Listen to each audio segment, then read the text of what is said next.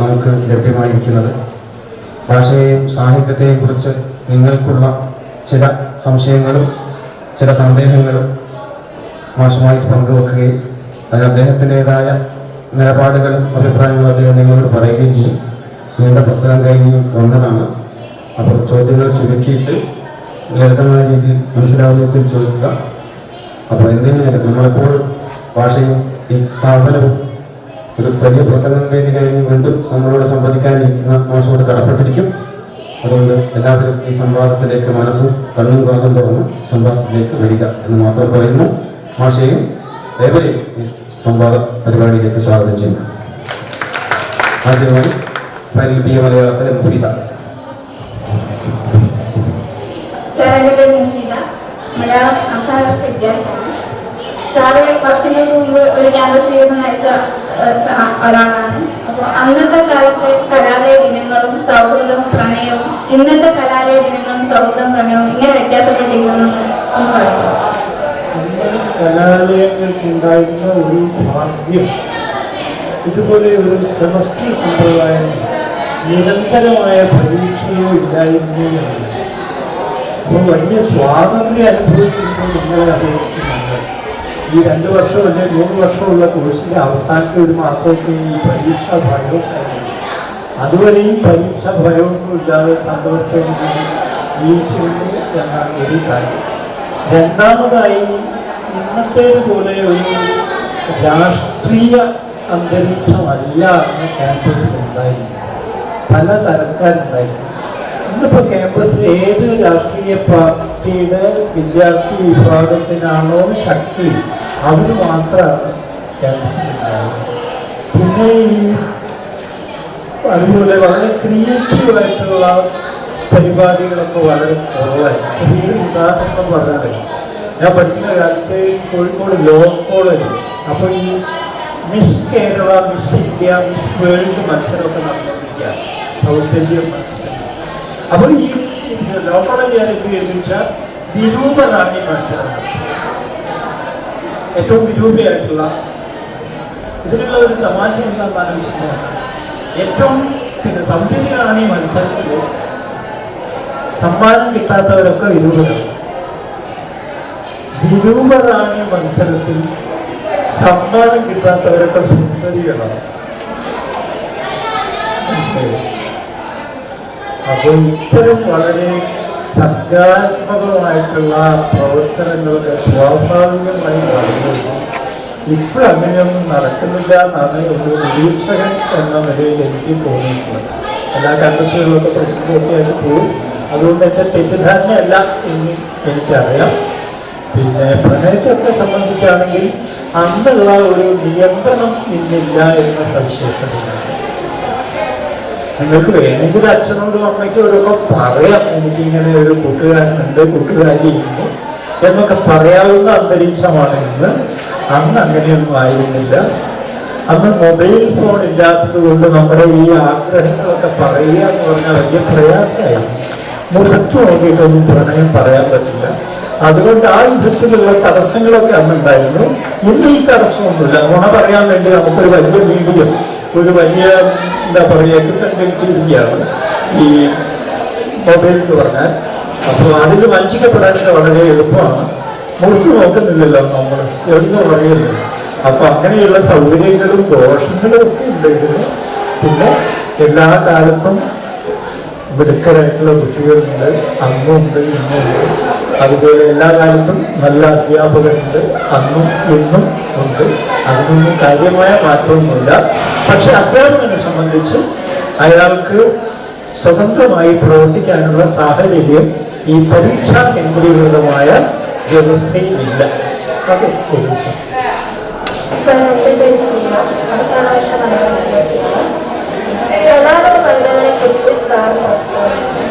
കലാലയത്ത് നല്ല കവിതകളൊക്കെ ഉണ്ടാവാറുണ്ട്. പക്ഷെ പൊതുവെ സമകാലിക കവിതകൾ മാത്രമേ അവർ വായിക്കൂ എന്നതാണ് ഞാൻ കണ്ടിട്ടുള്ള ഒരു പരിധി. ഇപ്പം മലയാളത്തിലെ മികച്ച കവികൾ ആശാൻ, എടശ്ശേരി, വൈലോപ്പിള്ളി, അക്കിത്തം, ബാലാമണിയമ്മ, ഇങ്ങനെയുള്ള കവികളുടെ കൃതികൾ വായിക്കുന്നതിന് പകരം ഞങ്ങളുടെ കൃതികളാണ് നിങ്ങൾ വായിക്കുന്നത്. ഈരാൻകുട്ടി അങ്ങനെ ഞാൻ ഇങ്ങനെ സമകാലിക കവികളുടെ കൃതികളാണ് നിങ്ങൾ അധികം വായിക്കുന്നത്. നിങ്ങളുടെ കാവ്യരൂപത്തെ സ്വാധീനിക്കുന്നതും ഞങ്ങളാണ്, ഈ തലമുറയാണ്. ഇതാണ് ഈ കലാലയ കവിതയുടെ ഒരു ചെറിയ പരിധി. നിങ്ങൾ തീർച്ചയായിട്ടും പുറകോട്ടത് പോകണം. എഴുത്തച്ഛൻ്റെ ഒക്കെ കവിത എത്ര അത്ഭുതകരമായിട്ടാണ് അന്ന് എഴുതിയ കവിത പോലും ഇന്ന് വളരെ പ്രസക്തമായിരിക്കുമെന്ന് കാണണം. എല്ലാ തരത്തിലുള്ള കവിതകളും വായിക്കണം. ആ വിധത്തിലുള്ള ഒരു ശ്രമം കുറവാണ്. പലരും കവിത എഴുതുന്നവർ കവിത വായിക്കാറില്ല എന്ന രസം കൂടി പിന്നീടാണ് എന്തോ സംശയമെങ്കിൽ ധാരാളം കവിതകളൊക്കെ വായിക്കുന്ന ആൾക്ക് കവിത എഴുതാൻ സാധിക്കും. ഞാൻ സെക്കൻഡ് ഇയർ സ്ത്രീ അത്രമേൽ അദൃശ്യമാവുന്നത് കൊണ്ടാണ് സ്ത്രീ അത്രമേൽ ദൃശ്യമാവാൻ ശ്രമിക്കുന്നത് എന്ന് സ്ത്രീ ഇല്ലാത്ത മരുഭൂമിയിൽ അഭിപ്രായപ്പെടുന്നുണ്ട്. അങ്ങനെ അഭിപ്രായപ്പെടാനുള്ള കാരണം? അങ്ങനെ അഭിപ്രായപ്പെടാനുള്ള കാരണം എൻ്റെ ചുറ്റുപാട് തന്നെയാണ്, ഞാൻ കാണുന്നത് തന്നെയാണ്. എൻ്റെ വീട്ടിലും അടുത്ത വീട്ടിലും ലോകത്തിൽ എല്ലായിടത്തും ഇത് തന്നെയാണ് വസ്തു. ഒരു ദൃശ്യതയ്ക്ക് വേണ്ടിയിട്ടുള്ള ഒരു വെമ്പലുണ്ട്. ദൃശ്യത നിരാകരിക്കപ്പെടുന്നു. ഞാൻ പ്രസംഗത്തിൽ പറഞ്ഞില്ലേ, നമ്മുടെ ഈ എന്താണ് കിച്ചൺ ഗ്രേറ്റ് ഇന്ത്യൻ കിച്ചണിലെയൊക്കെ ആ കഥാപാത്രത്തെ കുറിച്ച് പറഞ്ഞാൽ ഒരു പക്ഷേ എല്ലാ കഥാപാത്രങ്ങളും അങ്ങനെ തന്നെയാണ്. നിങ്ങൾക്ക്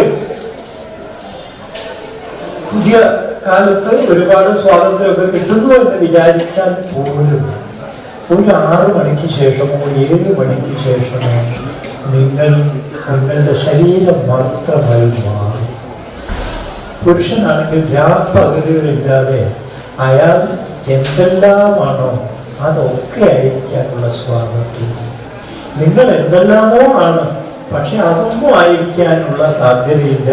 ആ എന്തെല്ലാമോ ആയ നിങ്ങൾക്ക് നിശ്ചിത സമയത്ത് മാത്രമേ വിശദീകരിക്കൂ. അതൊക്കെയാണ് അതിൻ്റെ ഒരു പ്രശ്നം. എന്റെ പേര് അശ്വതി, സെക്കൻഡ് ഇയർ മലയാളമാണ്. ഈ ഒരു കാലഘട്ടത്തിലെ പുസ്തകവായനയേക്കാൾ കൂടുതൽ ആളുകളെ കർഫ്യൂ വായനയിലേക്ക് ചുരുങ്ങുകയാണ്. അപ്പൊ അത് സാഹിത്യത്തിനും ഭാഷയ്ക്കും പറ്റി പ്രശ്നങ്ങൾ. ഞാനിപ്പോൾ അധികം വായിക്കുന്നത് കിൻഡലിലാണ് വായിച്ചുകൊണ്ടിരിക്കുന്നത്, തിയേറ്ററിലാണ് വായിച്ചുകൊണ്ടിരിക്കുന്നത്. അതെനിക്ക് സൗകര്യമായിട്ടാണ് തോന്നുന്നത്. എന്താണെന്ന് പറഞ്ഞാൽ നമ്മൾ ഈ പുസ്തകമൊക്കെ മടക്കി വെക്കണം, പേജൊക്കെ മടക്കി വെക്കണം, അങ്ങനെയുള്ളത് എവിടെ വെച്ച് വിട്ടുപോയാലും ശരി ഒന്ന് അമർത്തിയാൽ മതി, നമുക്ക് ആ പേജിലെത്താൻ സാധിക്കും. പിന്നെ മാത്രമല്ല, ഞാനൊക്കെ പണ്ട് കഷ്ടപ്പെട്ടിട്ട് ട്രെയിനിലൊക്കെ യാത്രയ്ക്ക് പോകുമ്പോൾ ഒരു 8 പുസ്തകമായിട്ടാണ് പോകുക. എനിക്ക് വായിക്കാൻ പറ്റുകയില്ല. ഒരു 8 പുസ്തകം ഇപ്പോഴത്തെ സുഖം. ഒരു ചെറിയ സാധനമാണ് അത് കൈ പിടിച്ചാൽ വലിയ ഭാരമൊന്നുമില്ല. ഒരു ലൈബ്രറി കീശയിൽ കൊള്ളുക എന്ന് പറയുന്ന അത്ഭുതം സാങ്കേതികമായി സാധിച്ച ഒരു കാലത്താണ് നമ്മൾ. അതുകൊണ്ട് ടെക്നോളജിയുടെ സഹായം നമ്മൾ സ്വീകരിക്കുക വേണ്ടത്, അതിനെ സംശയിക്കുകയേ വേണ്ട. കൂടുതൽ വായിക്കാനുള്ള അവസരമാണ് നമുക്ക് കിട്ടുന്നത്. യൂട്യൂബിലൊക്കെ എത്ര ഇന്റർവ്യൂകളാണ്, എത്ര എഴുത്തുകാരെ കുറിച്ചാണ്. വാസ്തവത്തിൽ നമ്മളെ ഏതോ ഒരു കാലത്ത് ഏതോ ഒരു ശീലം കൊണ്ട് മാത്രമാണ് പലപ്പോഴും ഇപ്പം ക്യാമ്പസുകളിലെ പഠനം കൊണ്ടൊക്കെ നമ്മൾ ജീവിക്കുന്നത്. ക്യാമ്പസ് ഒന്നും വേണ്ട, നമുക്ക് നല്ല ക്ലാസ് കേൾക്കാൻ, ഷേക്സ്പിയറെ കുറിച്ച് ലോകത്തിലെ ഏറ്റവും മികച്ച ക്ലാസ് കിട്ടാൻ ഒന്ന് യൂട്യൂബ് വെച്ചാൽ മതി അല്ലേ? ഇങ്ങനെ ഒരു കാലം ഉണ്ടായിട്ടുണ്ടോ? എത്ര മാത്രം വിഭവസമർത്ഥമായ ജ്ഞാനസംബന്ധമായി ഇത്രയും സുലഭമായി അവസരങ്ങളുള്ള ഒരു കാലം ഉണ്ടായിട്ടില്ല. അതുകൊണ്ട് നമ്മൾ ഒരിക്കലും ഈ പുതിയ കാലത്തിനെ കുറ്റം പറയേണ്ട, പുതിയ കാലത്തിന്റെ സൗകര്യങ്ങൾ ഉപയോഗിക്കുക. ഒരുപാട് തിരക്കുള്ള ജീവിതമായിരുന്നു മാഷിൻ്റെത്. ഇപ്പൊ ഈ കൊറോണ കാലം ഉണ്ടാക്കിയ ഒരു ഒറ്റപ്പെടൽ സാർ എങ്ങനെയാണ് അതിജീവിച്ചത്? കൊറോണ കാലത്ത് ഉണ്ടായിട്ടുള്ള ഈ ഒറ്റപ്പെടൽ വായിച്ചുകൊണ്ട് തന്നെയാണ് ഞാൻ വാസ്തവത്തിൽ ഈ ഒരുപാട് പരിപാടികളൊക്കെ ഉണ്ടായിരുന്നപ്പോൾ വേണ്ടത്ര വായിക്കാനൊന്നും എനിക്ക് പറ്റാതായി തുടങ്ങിയിരുന്നു അവസാനം. അപ്പോൾ എല്ലാവരെയും ദോഷമായിട്ട് ബാധിച്ചത് എന്നെ അനുഗ്രഹമായിട്ട് ബാധിച്ചു. എനിക്കിഷ്ടംപോലെ സമയമായി വായിക്കാൻ. ഞാൻ ഒരു നോവൽ എഴുതി ഈ ഒരു സന്ദർഭത്തിൽ, കവിതകളും ലേഖനങ്ങളൊക്കെ ധാരാളമായിട്ട് എഴുതി. പിന്നെ വെബിനാറുകളിലൊക്കെ പങ്കെടുത്ത അത്യാവശ്യം പ്രസംഗിക്കാതിരിക്കുമ്പോഴുള്ള ഒരു ചോദിച്ചിലൊക്കില്ലേ, അതൊക്കെ മാറ്റി. എന്നാലും ഈ കാലഘട്ടത്തിൽ വളരെ അനുകൂലമായി സുലഭമായി വായിക്കാൻ ചോദ്യം മനസ്സിൽ വരുന്ന ഒരു ആശയം അത് കവിതയായാണോ കഥയായാണോ എഴുതേണ്ടതെന്ന് മനസ്സിലാക്കാൻ പറ്റുന്ന സൂചനകൾ എന്തൊക്കെയാണ്? അത് കവിത എഴുതുന്ന ഒരാളെ സംബന്ധിച്ചിടത്തോളം അത് കവിതയായിട്ടാണ് ഈ ആശയം നമ്മുടെ മനസ്സിൽ പ്രതിച്ചത്. കഥ എഴുതുന്ന ആളെ സംബന്ധിച്ചിടത്തോളം അതിൻ്റെ ഒരു ഒരു കഥാംശമായിട്ടാണ് നമ്മുടെ മനസ്സിലേക്ക് വരിക. പിന്നെ അതിനെ വികസിപ്പിച്ചാൽ മതി. അത് ഈ സംശയമുള്ളത് നമ്മൾ കഥയോ കവിതയോ തിരഞ്ഞെടുക്കുന്ന എന്നുള്ള ഒരു പ്രത്യേക ഘട്ടത്തിലാണ്. ആ ഘട്ടം തരണം ചെയ്ത് കഴിഞ്ഞാൽ നിങ്ങൾ ധാരാളമായിട്ട് കവിതകൾ വായിക്കുമ്പോഴാണ് നിങ്ങൾക്ക് തൃപ്തിയുള്ളത് എങ്കിൽ നിങ്ങൾ കവിയാണ്. കഥ വായിക്കുമ്പോഴാണ് നിങ്ങൾ തൃപ്തരായി തീരുന്നത് എങ്കിൽ നിങ്ങൾ കഥാകാരിയാണ്. അങ്ങനെ കഥാകാരിയായ നിങ്ങൾക്ക് കഥാംശമായിട്ട് കാണാം എല്ലാത്തിനെയും, അതിനെ കഥയായിട്ട് വികസിപ്പിക്കുകയും ചെയ്യും. അപ്പൊ ഈ ശീലം എവിടെ വെച്ചാൽ നടത്തേണ്ടത്? നല്ല കഥകൾ ധാരാളം വായിച്ചുകൊണ്ടിരിക്കുക. അങ്ങനെ ഒരു അദൃശ്യമായിട്ടുള്ള നമ്മുടേത് മാത്രമായിട്ടുള്ള വളരെ സ്വതന്ത്രമായ ഒരു ക്ലാസ് മുറിയുണ്ട് നമുക്ക്. അവിടെ വെച്ച് നമ്മൾ കഥയെക്കുറിച്ച് കൂടുതൽ മനസ്സിലാക്കിയിട്ടുണ്ട്. കഥാംശവും കാവ്യാംശവും രണ്ടും വരിയായിട്ടാണ് ഒരു കവിത പ്രത്യക്ഷപ്പെടുക. ഒരു കഥയുടെ ഏതോ ഒരു അംശമായിട്ടാണ് ഒരു കഥ പ്രത്യക്ഷപ്പെടുക. അപ്പം നിങ്ങൾക്ക് കഥ വായിക്കാനാണ് അധികം ഇഷ്ടമെങ്കിൽ നിങ്ങൾ കഥാകാരിയാവും. കവിത വായിക്കാനാണ് അധികം ഇഷ്ടം.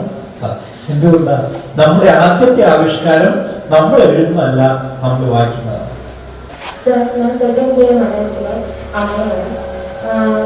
എന്റെ ചോദ്യം സാറ് കൂടുതൽ ചലച്ചിത്ര പഠനങ്ങൾ നടത്തുകയും അതിനെപ്പറ്റി ചിന്തിക്കുകയും ചെയ്യുന്ന ഒരു സാഹിത്യകാരനാണ്. പക്ഷെ എന്തുകൊണ്ടാണ് ചലച്ചിത്ര രംഗത്തേക്ക് കൂടുതൽ ആഴത്തിലേക്ക് ഇറങ്ങി ചെല്ലാൻ സാധിക്കുന്നത്? ആഴം കൊണ്ട് എന്താ ഉദ്ദേശിക്കുന്നത് എനിക്ക് മനസ്സിലായില്ല. ഒരു ചലച്ചിത്ര പ്രേക്ഷകന്റെ ആത്മകഥ എന്ന് പറയുന്ന ഒരു പുസ്തകം എൻ്റെ വായിട്ടുണ്ട്. ഇത്രമാത്രമുള്ള എൻ്റെ നോവൽ സിനിമയായിട്ടും ഉണ്ട്. പിന്നെ പക്ഷെ ആ സിനിമയായിട്ട് ബന്ധപ്പെട്ട് ഞാൻ പ്രവർത്തിച്ചിട്ടൊന്നുമില്ല. ഞാൻ വെറും കാഴ്ചക്കാരൻ മാത്രമായിരുന്നു. കാരണം എന്താന്ന് പറഞ്ഞാൽ ഞാൻ എഴുത്തുകാരനാണ്, ചലച്ചിത്ര പ്രവർത്തകനല്ല. പക്ഷെ ചലച്ചിത്രങ്ങൾ ധാരാളമായിട്ട് കാണും, വൈദേശികവും കേരളീയവും ഒക്കെ. അതിൻ്റെ ഒരു പ്രതിഫലനമായിട്ടാണ് ഒരു ചലച്ചിത്ര പ്രേക്ഷകന്റെ ആത്മകഥ എന്ന പുസ്തകം എഴുതിയിട്ടുള്ളത്. അതിൽ ഈ പുസ്തകങ്ങൾ ഓട്ടോബയോഗ്രാഫിയൊക്കെ ഫിലിം വ്യൂവർ എന്ന് പറയുന്ന മാതിരി പുസ്തകം മലയാളത്തിൽ ഏതായാലും ഇതുവരെ വന്നിട്ടില്ല. അത് ആളുകൾക്ക് വളരെ ഇഷ്ടമായി എന്നൊക്കെ പ്രതികരണം കേൾക്കാം. എഴുത്തിലേക്കും സാഹിത്യത്തിലേക്കും വരാനുണ്ടായ സാഹചര്യങ്ങൾ എന്ത്? ഒന്നാമത് ഞാൻ ഒരു സ്പോർട്സൊക്കെ വളരെ ഇഷ്ടം, ഫുട്ബോൾ, ക്രിക്കറ്റ് ഒക്കെ വളരെ കണ്ടുകൊണ്ടിരിക്കുന്നതാണ്. പക്ഷെ എന്നാലും അതിന് വേണ്ടതായ ഒരു ശാരീരികമായ യോഗ്യതയുള്ള ഒരാളല്ല. എൻ്റെ പ്ലേ എന്ന് പറയുന്നത് ഭാഷയിലായിരുന്നു. അതുകൊണ്ട് ആളുകളോട് ബലം പറയുകയൊക്കെ ചെയ്യുന്നത് ഞാൻ ചെറുപ്പം തൊട്ടേ രസം.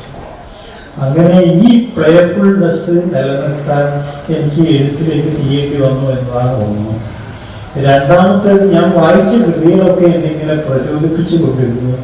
അതുപോലെ എഴുതണം, അതെന്നെ വളരെ രസിപ്പിച്ചു.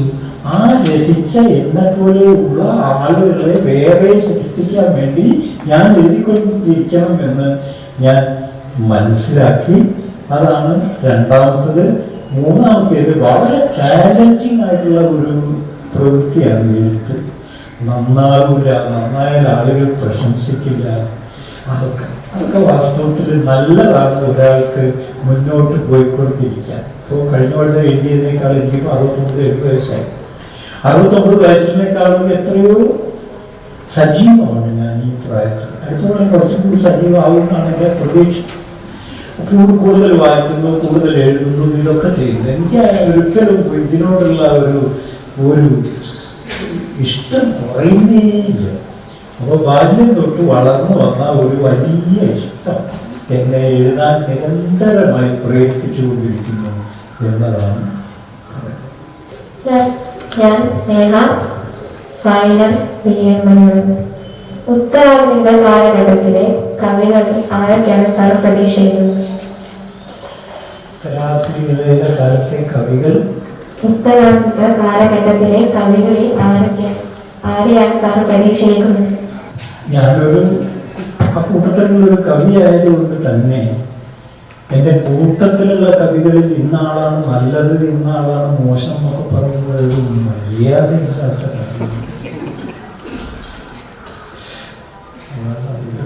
നിങ്ങളുടെ ക്ലാസ്സിലെ കുട്ടികളിൽ ആരാ നല്ലത് എന്നൊക്കെ ചോദിച്ചാൽ എൻ്റെ പേര് കവിത, ഇംഗ്ലീഷ് ഡിപ്പാർട്ട്മെന്റ് അധ്യാപികയാണ്. അപ്പം മലയാളം ഞാൻ പഠിച്ചു തുടങ്ങിയത് ഏറ്റവും ലാസ്റ്റ് എൻ്റെ 18 വയസ്സിലാണ്. അപ്പം മലയാളത്തിലെ ആദ്യമായിട്ട് മലയാളം പഠിക്കുന്ന വിദ്യാർത്ഥികൾക്ക് സാർ ഇൻസ്പിറേഷൻ എന്താ ചെയ്യുന്നത്?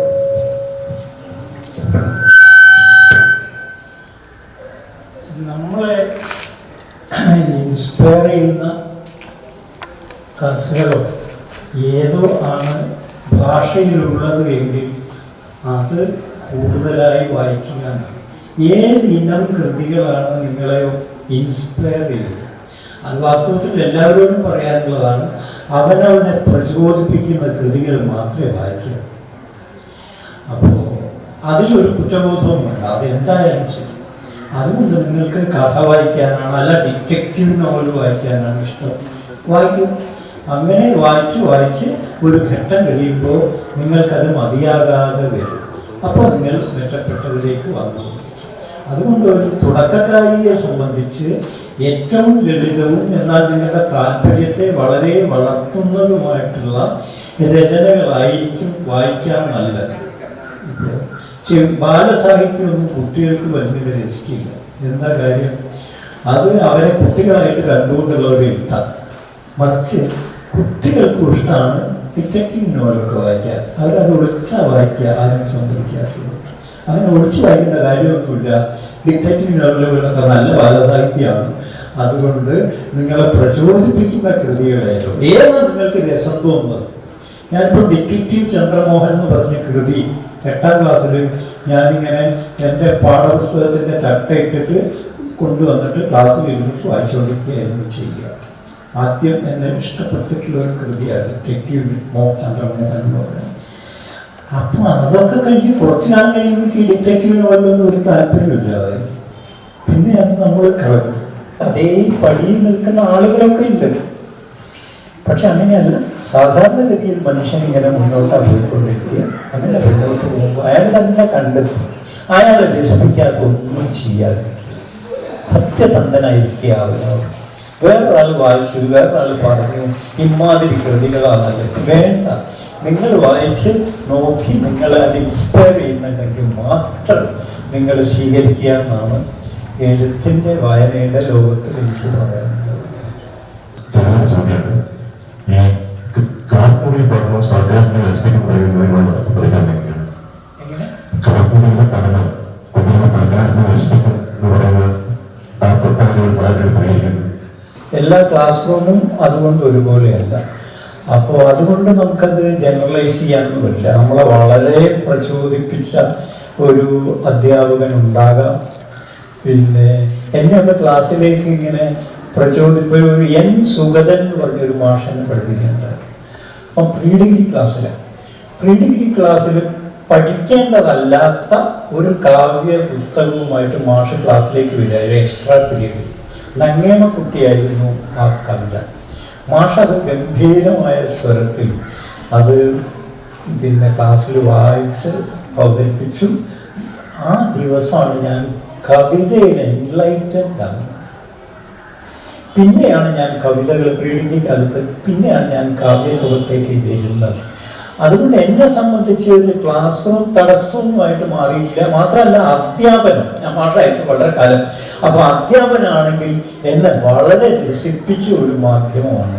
ഈ കുട്ടികളും ആ രസം പങ്കിടുന്നത് നേരിട്ട് അനുഭവിച്ച് അതിൻ്റെ ഒരു വലിയ സന്തോഷത്തിൽ മറന്ന് ക്ലാസ് എടുത്തിട്ടുള്ള ഒരാളാണ് ഞാൻ. പക്ഷേ നിങ്ങൾ പറഞ്ഞതുപോലെ പരീക്ഷയ്ക്ക് വേണ്ട വിധത്തിൽ ഈ സിലബസിന് ഉപയോഗപ്പെടുത്തി പരീക്ഷ മുന്നിൽ കണ്ട് ക്ലാസ് എടുക്കുന്ന സമ്പ്രദായം എത്ര കണ്ട് ഗുണകരമാണ് എന്ന് എനിക്ക് സംശയം. നിങ്ങളുടെ കഴിവുകളെ മനസ്സിലാക്കാനോ വിലയിരുത്താനോ ഒട്ടും പറ്റാത്ത ഒരു സിസ്റ്റമാണ് പരീക്ഷ എന്ന് പറയുന്നത്. ആ ചുങ്കത്ത് ഞാൻ പണ്ട് എഴുതിയിട്ടുള്ള ഒരു വരിയ, ആ ചുങ്കത്ത് പരീക്ഷിക്കപ്പെട്ടവരാരും ശരിയായി പരീക്ഷിക്കപ്പെട്ടവരായിരുന്നില്ല.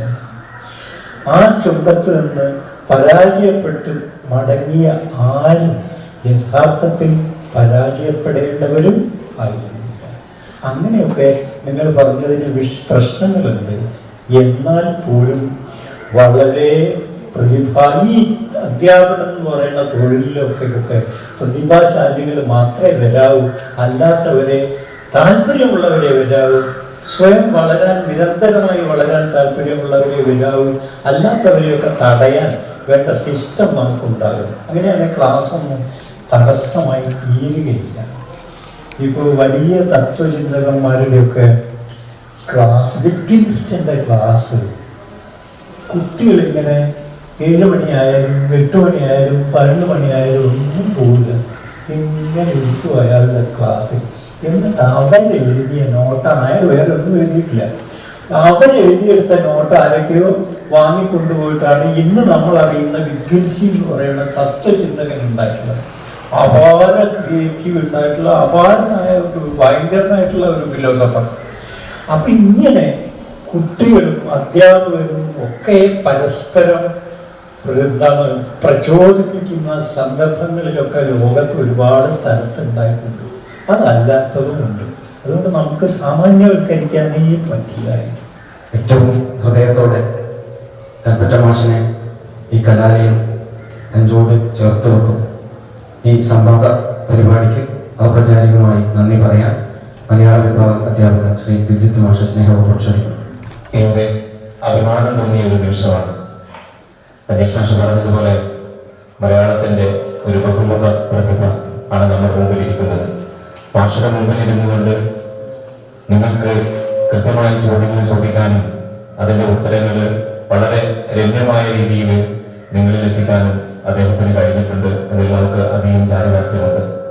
ഇത്തരത്തിലുള്ള പരിപാടികൾ മലയാള വിദ്യാർത്ഥികളെ സംബന്ധിച്ചിടത്തോളം അവർക്ക് വായനയുടെ ലോകത്തേക്ക് പുതിയ പുതിയ കണ്ടെത്തലുകൾ കണ്ടെത്തി നടത്താൻ ഈ ഒരു സംഗമം ഇനിയും ഉപകാരപ്പെടട്ടെ എന്ന് മാത്രം ആശംസിച്ചുകൊണ്ട് മാഷിന്റെ ഈ ഒരു സാന്നിധ്യം കൊണ്ട് ഞങ്ങളുടെ മലയാളം ഡിപ്പാർട്ട്മെന്റും അതോടൊപ്പം തന്നെ ഈ മിഡൽ കോളേജും ഇനിയും അത് എപ്പോഴും നെഞ്ചോട് ചേർത്ത് പിടിക്കും എന്നൊരിക്കൽ കൂടി പറഞ്ഞുകൊണ്ട് ഈ ഒരു ഉദ്യോഗത്തിന് ഞങ്ങളുമായി സഹകരിച്ച മാഷിനും പ്രധാനപ്പെട്ട വിദ്യാർത്ഥികൾക്കും അദ്ദേഹത്തിന്റെ പേരിൽ